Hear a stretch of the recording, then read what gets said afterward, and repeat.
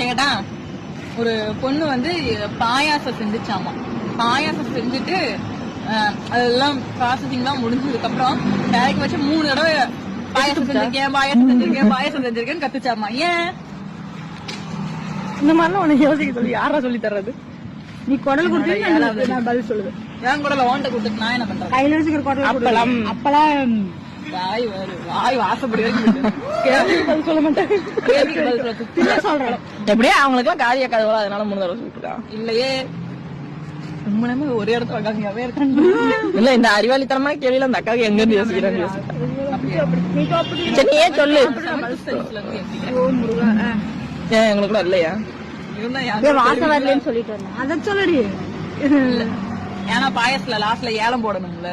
ஏலம் போடணுமா? ஏலக்காய் தானே அது. ஏலத்துக்கும் சம்மந்தம் இருக்கு.